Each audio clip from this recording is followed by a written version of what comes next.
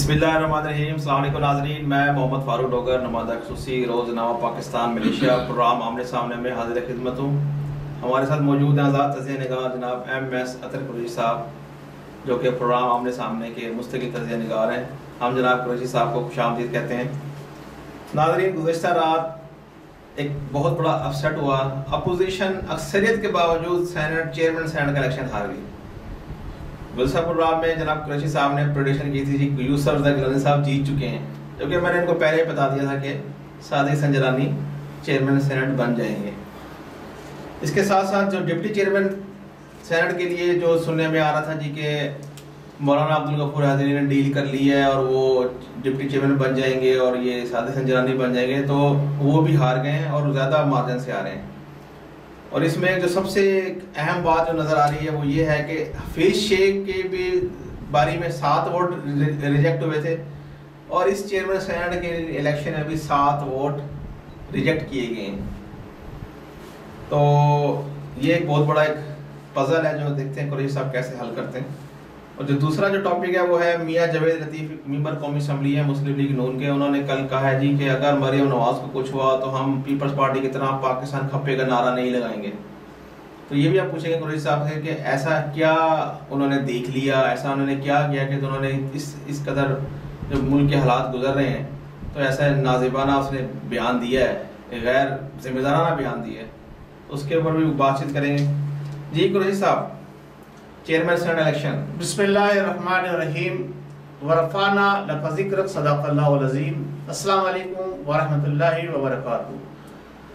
नाज़रीन, उम्मीद है कि अल्लाह तबारक व तआला के फज़ल व करम से आलम इस्लाम के तमाम मुसलमान और आप लोग भी खैर आफियत से होंगे और दुआ गो रहा करें इंसानियत के लिए, अपने प्यारों के लिए, अपने क़ुर्ब व जवार वालों के लिए, ख़ास तौर से जो आपके प्यारे आपसे दूर दियार गैर में रिज़्क़ हलाल कमाने के लिए निकले हुए हैं या किसी भी वजह से मुसाफिर हैं।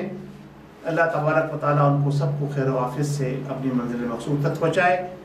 और हमें ये कोशिश करती रहनी चाहिए कि हम हक़ और सदाकत, इंसाफ का परचम जो है वो हमेशा बुलंद रखें और उसी तरह से हम अपनी गुफ्तगू को भी आगे बढ़ाएं, लोगों के साथ अपने बिहेवियर को भी इसी अंदाज में रखें कि जिससे किसी की दिल आज़ारी ना हो। जहाँ तक बात यह है कि हमारे सियासी मामला, सियासी उखाड़ पछेड़ जो हमारे मुल्क में चल रही है और सेनेट का इलेक्शन जो कल हुआ वो आपने वाज़ेह तौर पर देख लिया। फारूक साहब ने ये बात कही कि मैंने प्रोडिक्शन की थी कि यूसुफ रज़ा गिलानी जीत जाएंगे। नहीं जनाब, मैंने ऐसी कोई बात नहीं की थी। हाँ, फारूक साहब ने अलबत्ता ये ज़रूर कहा था कि संजरानी साहब जीत जाएंगे। मैंने ये कहा था वाज़ेह तौर पर क्लियर कर करके कि अक्सरियत जिसके पास है वो जीतना चाहिए, जिसकी वाज़ेह अक्सरियत असम्बली के अंदर मौजूद है वोट की सूरत के अंदर, चाहे वो सेनेटर हो चाहे वो कुछ भी हो, उसको जो है जीतना चाहिए। ऐसा नहीं हुआ, पहले भी नहीं हुआ ऐसा। पहले भी यही हुआ था। सेनेट के जो अदम एतमाद आई थी तहरीक, सादिक संजरानी साहब को जनाब यानी जितवाया गया था। और अब भी वाज़ेह और क्लियर तज़िया निगारों ने कल तज़िये भी किए, कानूनदानों ने कानून के हवाले से भी बयान दिए और एक आम फहम, एक अनपढ़ जाहिल गवार आदमी भी इस चीज़ को समझ सकता है जो वहाँ बैठे हुए जिनको ये इलेक्शन कराने की जिम्मेदारी की गई थी उनकी समझ में बात नहीं आई। जैसा लग रहा था, मैंने बाकायदा उसको देखा है कि वो बहुत ज़्यादा जल्दी में थे उस सीट पर से उठने के। उसमें कीलें लगी हुई थी नीचे जिस पर उनसे बैठा नहीं जा रहा था। जल्द से जल्द फैसला करके उठ के जनाब इन्होंने सेनेटर का हल उठवाया और उनको जनाब अली सेनेटर पर उठा दिया। ये चीज़ जो है वाज़ेह तौर पे आप भी अगर जाके कल ऐसा इजलास देखेंगे सेनेट का तो आपको नजर आएगी कि जल्दबाजी के अंदर जो है फैसले किए गए। एक वाज़ेह तौर पर जो चीज़ हमें नजर आई, जो टीवी पर हमने देखा, शेयर किया गया कि वोट के 2 खाने बने हुए हैं। एक में लिखा हुआ है यूसुफ रज़ा गिलानी का नाम, दूसरे में लिखा है संजरानी का नाम। तो ये अब खाने ये 2 हैं, खाने अलग अलग नहीं है। जो उन्होंने जनाब अली लॉजिक पेश की वहां पे वो इंतहाई गलत थी। ऐसे शख्स को जो इंतहाई इलॉजिकल चीज़ों के ऊपर जिसने फैसला सुनाया उसको इलेक्शन का जनाब अली प्रिजाइडिंग ऑफिसर बनाया गया, उसको जनाब अली इलेक्शन को हेल्ड करने की जिम्मेदारी दी गई। मैं ये समझता हूँ ये भी हुकूमत की नाअहली थी। बहरहाल हुकूमत की इस नाअहली से हुकूमत ने फ़ायदा उठाया और उसने फट ऐलान कर दिया, क्योंकि उसको दिया गया था लिखकर। और ये 7 जो वोट मुस्तरद हुए हैं ये भी तयशुदा थे, जो मुझे नजर आ रहा है। देखिए, हमने वाज़ेह तौर पे पहले बात कही थी कि अक्सरियत हुकूमत के पास नहीं है। फिर हुकूमत ने जो चालें चली, हुकूमत ने पहले राग लापा जियो ओपन बैलेट पीडीएम को जो है ना कंफ्यूज किया, और ये लोग डर गए कहीं ऐसा नहीं हो कि हमारे लोग जो बिके हुए थे, और यकीनन बिके हुए थे लोग, यकीनन बिके हुए थे।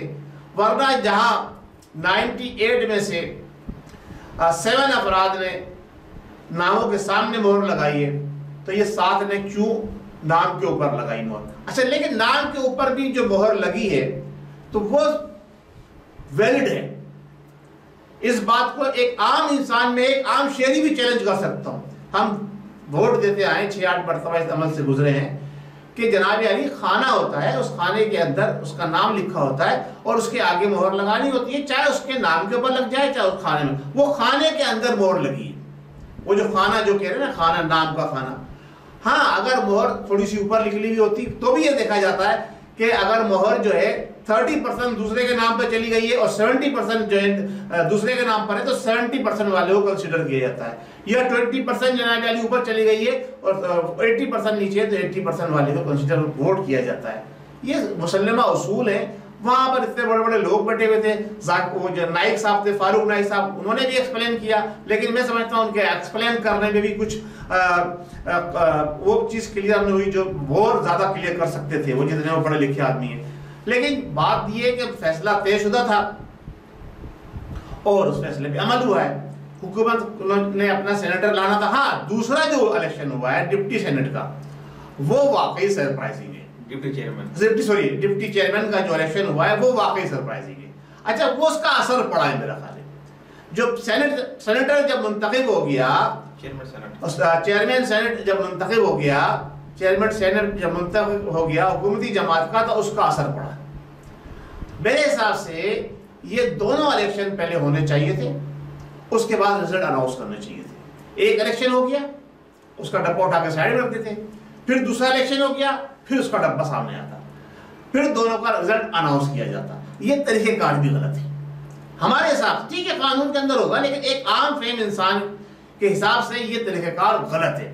जब एक ही हॉल में एक ही वक्त में 2 इलेक्शन हो रहे हैं, तो इसमें डब्बा अलग रखा जाए, 2 पर्ची दी जाए सिलेंडर को कि भाई ये डिप्टी चेयरमैन की पर्ची है, ये चेयरमैन की पर्ची है, आप जाइए वोट डालिए, डिप्टी चेयरमैन वाली डिप्टी चेयरमैन डालिए, सेनेट वाली सेनेट डालिए। ये तरीकेकार होना चाहिए।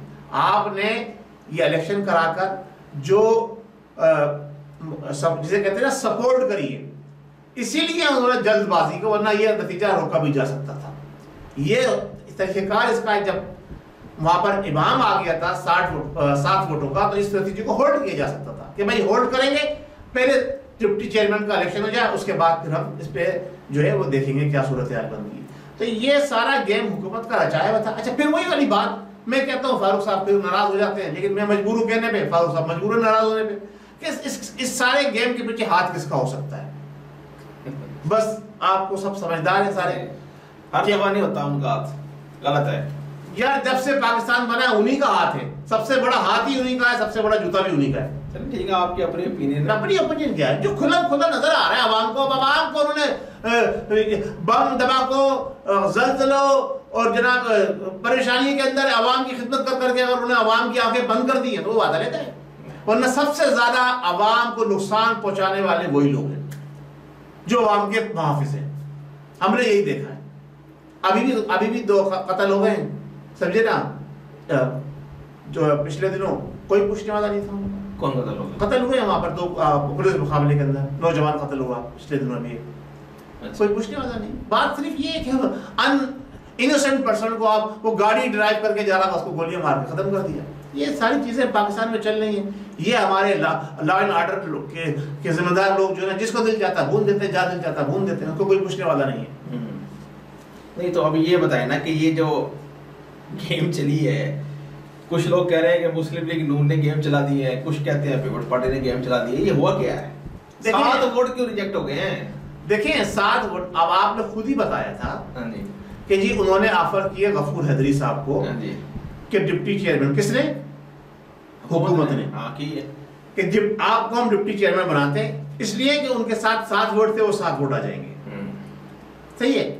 तो अब जब उन्होंने ऑफर किए तो अब्दुल्ला खाना कोई बातचीत नहीं होगी, तो वही 7 वोट रिजेक्ट हो गए एक तरह से। नहीं, वो जो रिजेक्ट हुए हैं, अब वो 7 के 7 जो वोट है उन्होंने तो स्टैंप यूसुफ रज़ा गिलानी को लगाई हुई है। प्रेसिडेंटिंग ऑफिसर ये तयशुदा था ना, ये तयशुदा था ना कि आप पकड़े भी नहीं जाओगे। सही है। आप गिलाफ पे लगा देना प्रेसिडेंटिंग ऑफिसर से, हमारा मामला तय हो चुका है कि भाई ऐसा होगा, इसको रिजेक्ट कर देना, खत्म हुई बात। वो पढ़ाया हुआ था, प्रेसिडेंटिंग ऑफिसर जो था वो पढ़ाया हुआ, जो उसको पढ़ाकर समझाकर बैठाया गया था, ऐसे नहीं बैठाया गया था इनको, जब ही उसने जल्दबाजी में फैसला किया। सदर पाकिस्तान को सिर्फ यही नजर आए थे प्रेसिडेंटिंग ऑफिसर, और उनको कोई दोस्त है ना, उनके पुराने दोस्त है ना, सिंध के वजीर आला भी रह चुके हैं, क्या क्या रहे, तो इतने अल्लाह माफ करे बुजुर्ग थे, उनसे तो बैठा भी नहीं जा रहा था। वही तो बता रहा हूं, उठने बस उठ के मैंने कहा ना उस नीचे कीलें लगी हुई थी जिस कुर्सी पे बैठाया था उनको जी, उस कीलों के अंदर भी गर्मी छोड़ी जा रही थी, हीट दी जा रही थी, नहीं पे चाहते जी हां, किसी और को बना देते प्रेसिडेंटिंग ऑफिसर। वो भाई देखिए जब क्या कुछ नहीं दिया गया होगा, ये तो बातें खुलेंगी बातें कि ये फैसला लेने के लिए उनसे क्या कुछ नहीं उनको बड़ा किया कि अपोजिशन के पास जीतने के लिए, अपोजिशन बेवकूफ है, लोगों का टोला है। ठीक है। वो एक जो उसमें मौलवी आ गया ना, अबे बता दूं आपको साफ बात क्लियर, अपोजिशन वाले अगर माइनस फजलुर रहमान अगर ये सारी कार्रवाई कर रहे होते तो बहुत आगे होते। अच्छा जी जनाब। देखें अभी 5 वोटों से अक्सरियत में है, और देखें 48 और 42 6 वोटों से हार गए। 5 वोटों की अक्सरियत में बैठे हैं अपोजिशन, 6 वोटों से हार गई। और इन्हें चाहिए अपोजिशन को जाए सुप्रीम कोर्ट ऑफ पाकिस्तान के पास जाए, अगर इन्हें अपने वोटर्स पर एतमाद है, सुप्रीम कोर्ट ऑफ पाकिस्तान का फैसला गलत हुआ है। जो फैसला दिया गया है चेयरमैन सेनेट मुंतखब करने का, वो गलत है, गलत है, गलत है, गलत है। 100 सेनेटर्स हैं, 100 में से 48 वाले को जितवा दिए, ये तो 51 वाले को जितना चाहिए था ना। गलत है ना, ये भी तो कानून होना चाहिए ना कि भाई 100 का ऐवान है, जो 51 लेगा वो जीत गया। वही तो मैं कह रहा हूँ गलत है। तो ये तो देखें अभी फैसला ही गलत है। 48 वो लेकर गए हैं सादे संजरानी साहब, और गिलानी के 42, ये 7 ऐड कर लेते हैं। अब आप देखें ना, उधर वो 54 ले गए। ये समझ के पाए, ये सोचे ना। अब आप ये बता रहे हैं, आप उनका ऐवान इतने का 54 कैसे ले गए? वो हॉर्स राइडिंग हुई कि नहीं हुई, किसने करी? अच्छा ये बताइए आपने, अगर अपोजिशन के वोट जो है हुकूमत को पड़ जाए तो हॉर्स राइडिंग नहीं होती, और अगर हुकूमत के वोट अपोजिशन को पड़ जाए तो हॉर्स राइडिंग होती है। ये क्या कहां की कहानी है? ये बात समझ में नहीं आ रही। ये हुकूमत इतने राग लापती है, चोरी चोरी चोरी चोरी चोरी जनाब अली। ओ भाई मेरे भाई, आप जो बार बार राग लाप रहे थे कि खरीदो फरोख्त हो रही है, मंडियां लग गई हैं, ये हो रहा है, तो ये किसने किया? आपको कैसे अपोजिशन के वोट पड़ गए? 54 वोट कैसे पड़ गए डिप्टी चेयरमैन को सेनेट के? ये समझ से बाहर है। तो ये देखे ना, ये हॉर्स ट्रेडिंग नहीं है, ये दोनों चीजें हैं। हॉर्स ट्रेडिंग भी है, प्रेशर भी है। वो जो एक वोट रिजेक्ट हुआ है ना, उसके ऊपर प्रेशर था, और वो उसी शख्स का वोट रिजेक्ट हुआ है जिसको खून काले आ रही थी। ये भी बता दूं मैं आपको, ये बात हमारे पास आ गई है। अच्छा, ये रिपोर्ट हमारे पास आ गई है कि जिनको अपोजिशन के जिस उम्मीदवार को, जिस अपोजिशन के सेनेटर को काले आ रही थी, उसको कहा गया था कि तुमने अगर वोट डाला तो उसको बताया, धमकाया गया था कि तुम्हारा वोट रिजेक्ट होना है, और वो इस तरह से रिजेक्ट होना है। उसने उसी तरह से रिजेक्ट कराया वोट अपना। अगर वो ऐसे नहीं कराता तो उसके खिलाफ मैप के केस खुलने वाले थे।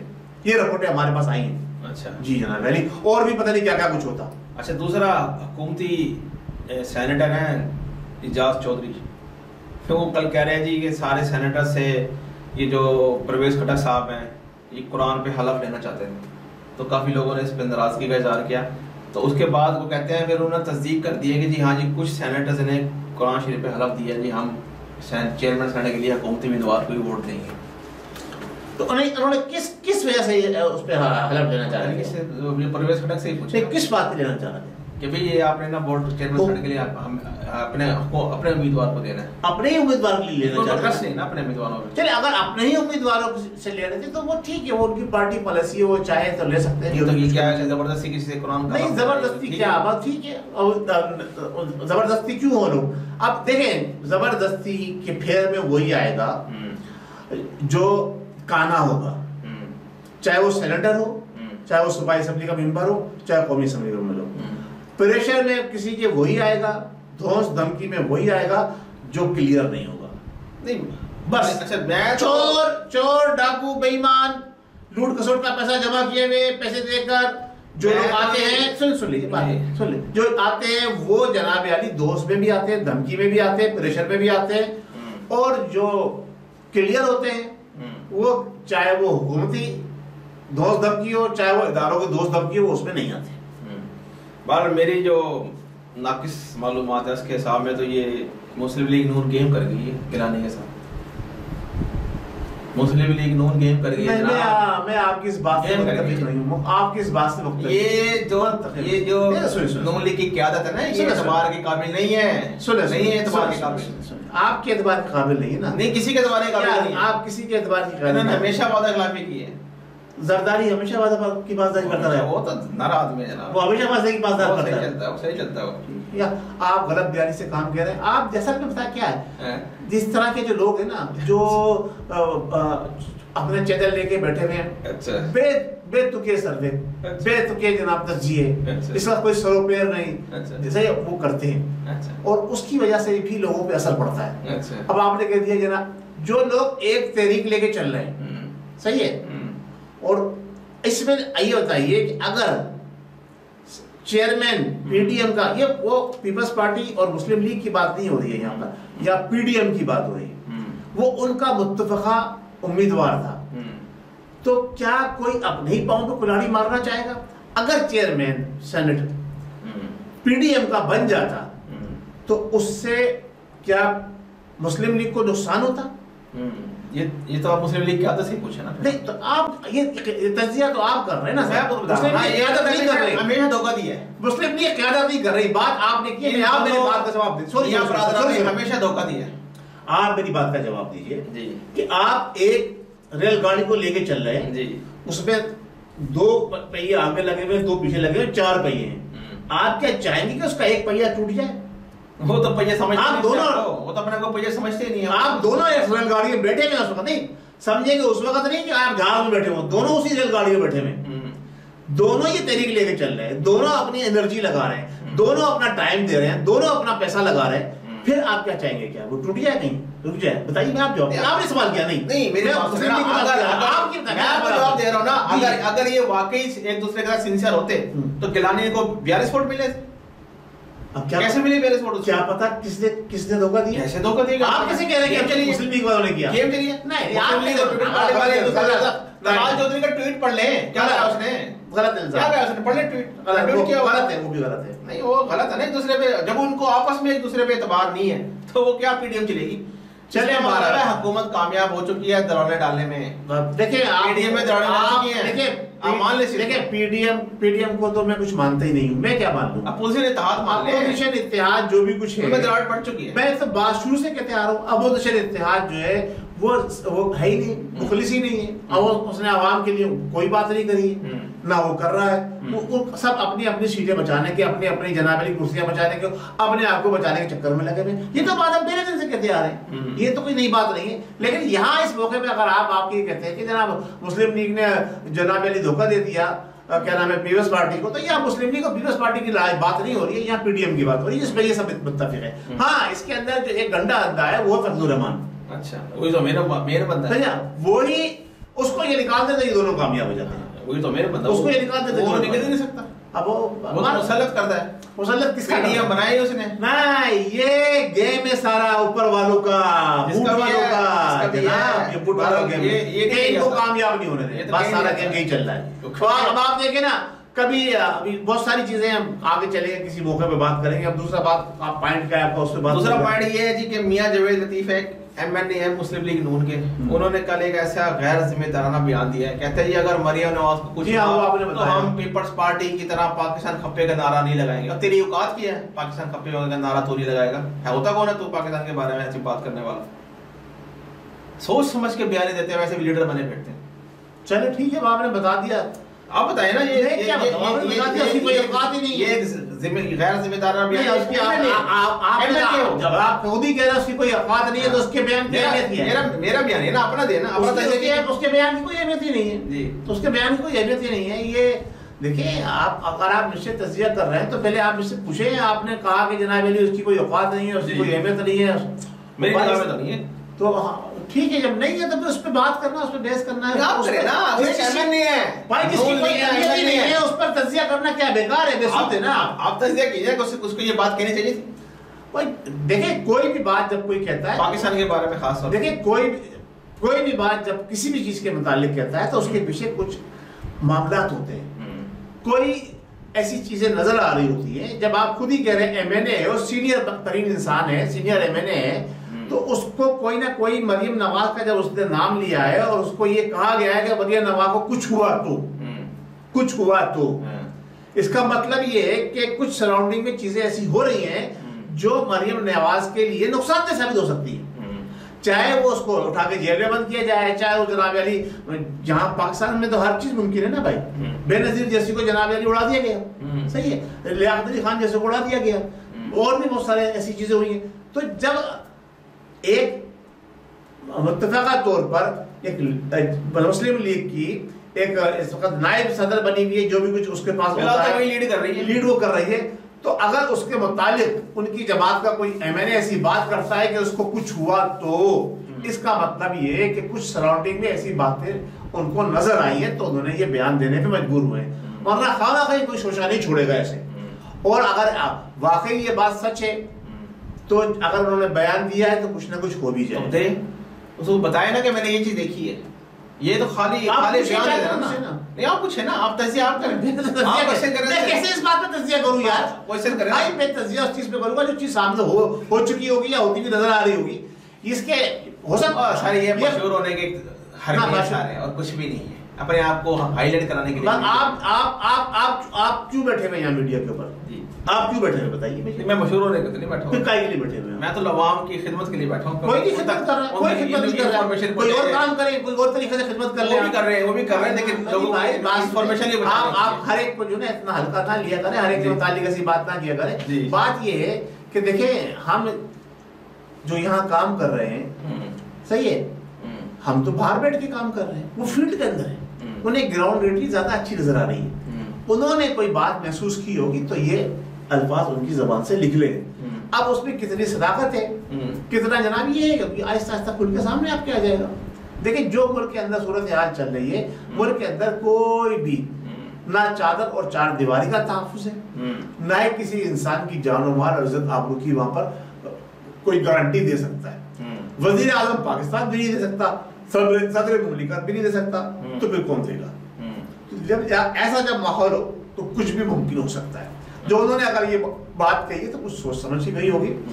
अब ये बात ये है कि हमारे जो मुख्तदर हल्के हैं, जो जिम्मेदारान हुकूमत है, उन्हें चाहिए पूछे भाई कि आप जावेद लतीफ साहब, आपको ऐसा क्या नजर आया, आपने ऐसी क्यों बात कही, एक्शन लेना चाहिए, आपने ऐसा क्यों कहा, हमें आप बताइए ताकि हम इसका तदारुक कर सके, ताकि इसकी हम सद्देबाब कर सके, इसकी रोकथाम कर सके। ये काम उन लोगों का है, बताओ क्या, ये काम उन लोगों का, आपने क्या चीज ऐसी देखी है, वही मैं बात कर रहा हूं, ये काम उन लोगों का है, उनसे सवाल करें। जी हाँ, चले जी, बहुत बहुत शुक्रिया जनाब एम.एस. अतर कुरैशी साहब, आपने तजिया किया। यही उम्मीद है नाज़रीन, आज का प्रोग्राम आप लोगों को पसंद आया होगा। वीडियो को लाइक कीजिए, शेयर कीजिए और हमारे चैनल को सब्सक्राइब कीजिए। अगले प्रोग्राम तक के लिए मुझे मोहम्मद फारूक डोगर और जनाब एम.एस. कल का संडे स्पेशल प्रोडक्ट देखना ना भूलिएगा। जी जी, एम.एस. ये भी तो बता दें आप, एम.एस. अतर ये भी तो बता दें आप। जी जी बिल्कुल सर, हमारी ऑडियंस हमारे संडे बुलेटिन को देखती है सर, तो हम अल्लाह हमारा आमीन नासिर, पाकिस्तान जिंदाबाद।